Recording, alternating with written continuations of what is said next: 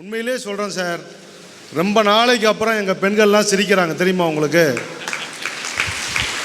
பூராமே யாரும் தப்பாக நினச்சிக்காதீங்க, உண்மை தான் சொல்கிறேன். எல்லாமே குழுவில் கடன் வாங்கிட்டு அழுதுகிட்டு உட்காந்துருக்குறோம். இன்றைக்கி தான் சிரிச்சிருக்கிறோம் உங்கள் பேச்சை கேட்டு. ஏன்னா அத்தனை பேர் இப்போ குழுவில் கடன் வாங்கிட்டு அழுகிற கோச்சு தான் அதிகமாகிட்டே போகுது. அதெல்லாம் ரொம்ப சந்தோஷம். சிரிக்க வச்சது மட்டுமல்ல, சிந்திக்க நிறைய விஷயங்களை சொல்லிகிட்டு இருக்கிறீங்க.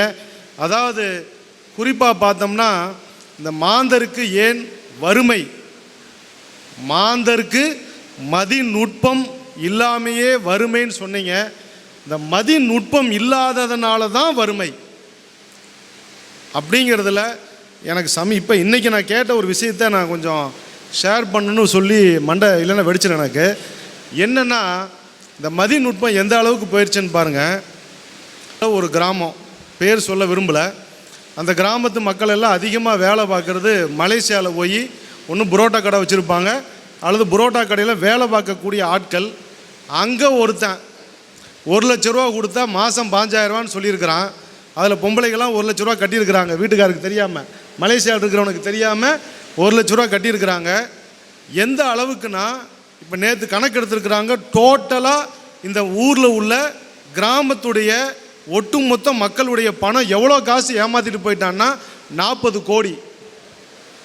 40 கோடி ரூபாயை ஏமாற்றிருக்கிறான். வீட்டுக்காரன் அங்கே போய் மலேசியாவில் கஷ்டப்பட்டு காசு அனுப்பிச்சிட்ருக்கிறான். இதுக்கு விவரம் தெரியாமல் 1 லட்ச ரூபா கொடுத்தா மாதம் 5000 சொல்லி கொடுத்து 40 கோடி ரூபாயை ஒருத்தன் அடிச்சுட்டு போயிட்டான். இதுக்கு என்ன காரணம்? மதிநுட்பம் இல்லையேல் வறுமை தான்.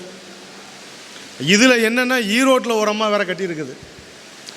அது என்னென்னா, 2 லட்ச ரூபாய்க்கு மாதம் 30,000 ரூபா கொடுப்பேன்னு சொன்னாங்க. என் காசு போச்சு அப்படின்னுச்சு. நான் சொன்னேன், கவலைப்படாதம்மா, 2 லட்ச ரூபா தானே விடு அப்படின்னு. இல்லை 2 கோடின்னுச்சு. எனக்கு பகீர்னுச்சு. 2 கோடி உங்கள்கிட்ட ஏது அப்படின்னேன். 1 லட்ச ரூபா கொடுத்தா 5000 ரூபா, யார்ட்டையாவது 1 லட்ச ரூபா வாங்கி கொடுத்தா எனக்கு 2000 ரூபா கமிஷன் அப்படின்னு சொல்லியிருக்கிறான். இந்த அம்மா ஊர் பூரா சொந்த பந்தத்தை வாங்கி 2 கோடி ரூபாயை வசூல் பண்ணி கட்டியிருக்குது. இதெல்லாம் உங்களுக்கெல்லாம் தெரியாமல் இல்லை. தயவு செஞ்சு இந்த மதிநுட்பங்கிறத ரொம்ப டீப்பாக நம்ம பேச வேண்டிய ஒரு சப்ஜெக்ட்.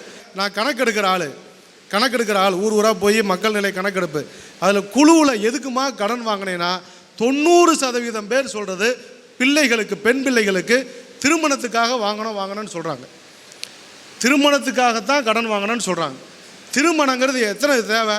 4 பேரும் 10 பேரிச்சம்பழம் இருந்தால் போதும்.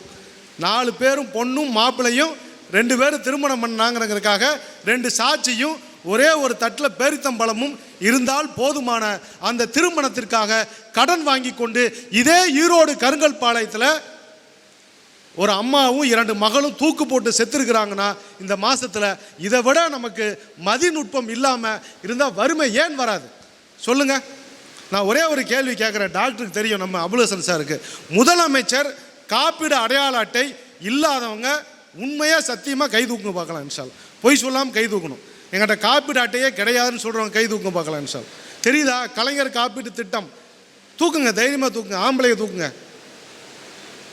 யார்கிட்ட இல்லைன்னு கை தூக்குங்க. இல்லாதவங்க இன்னும் நல்லா கை தூக்குங்க, உண்மையாக கை தூக்குங்க.